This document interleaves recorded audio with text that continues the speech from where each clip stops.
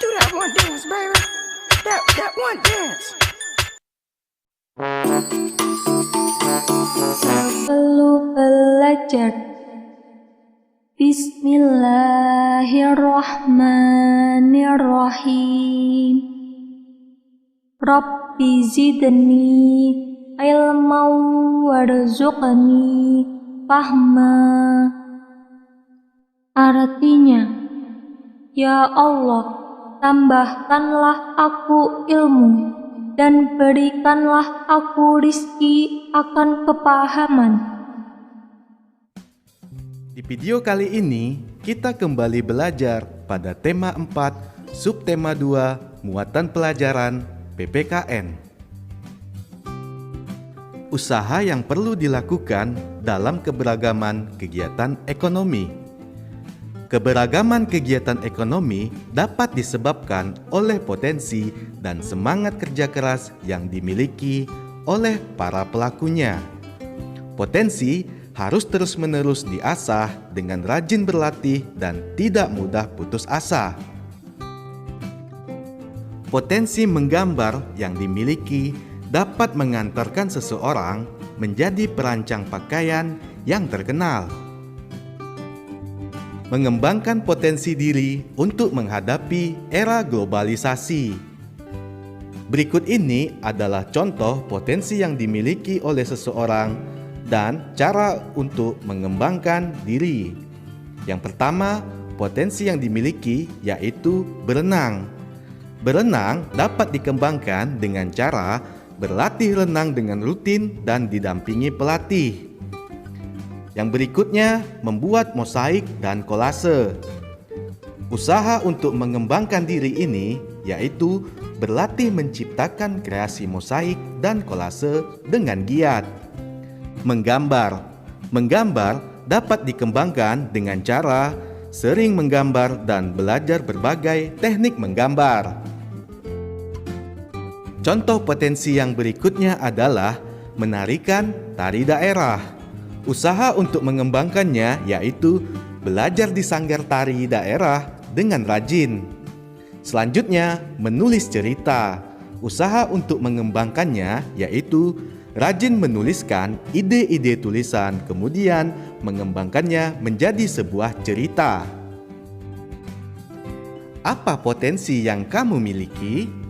Apakah potensi yang kamu miliki sudah cukup untuk menghadapi era globalisasi? Di zaman modern saat ini, semua serba mudah. Kita bisa belanja dari luar negeri, tahu kabar berita mancanegara, dan komunikasi dengan saudara di luar kota. Ya, itu semua karena teknologi. Teknologi yang mempersempit ruang dan mempersingkat waktu. Sadar nggak sih kalau itu semua merupakan dampak dari globalisasi? Kalian tahu nggak apa itu globalisasi? Globalisasi adalah meluasnya pengaruh kebudayaan dan ilmu pengetahuan ke seluruh penjuru dunia. Bisa dibilang globalisasi itu identik dengan global village, di mana batas antara negara menjadi pudar karena adanya teknologi dan informasi. Lalu kok bisa ya menjadi pudar? Karena saat ini setiap orang bisa pergi kemanapun dengan cepat dan mudah menggunakan beragam transportasi modern seperti pesawat terbang, kapal pesiar, atau menggunakan kereta api. Selain dari itu, interaksi dan komunikasi lintas negara sekarang tuh gampang diakses melalui koneksi internet. Globalisasi itu tidak terjadi secara otomatis, tapi ada loh faktor penyebabnya, seperti ilmu pengetahuan dan teknologi atau IPTEK. Dengan IPTEK, akses informasi dan transportasi gampang dijangkau dengan cepat dan mudah. Dunia serasa tanpa batasan ruang dan waktu. Selain dari itu, dengan adanya pasar bebas, transaksi ekonomi lintas negara dapat dilakukan secara online. Kita mudah belanja barang dari luar negeri hanya dengan menggunakan gadget. Faktor lainnya adalah migrasi atau perpindahan penduduk. Fenomena migrasi menjadikan warga lokal pribumi semakin terbiasa dengan adanya budaya asing yang baru. Transparansi pers juga menjadi faktor pendorong terjadinya globalisasi. Kabar berita dari berbagai daerah saat ini gampang kan kita saksikan. Pers menjadi media penghubung informasi kepada masyarakat dunia. Globalisasi tidak terhindarkan karena ilmu pengetahuan dan teknologi akan terus berkembang. Lalu, bagaimana dampak globalisasi itu?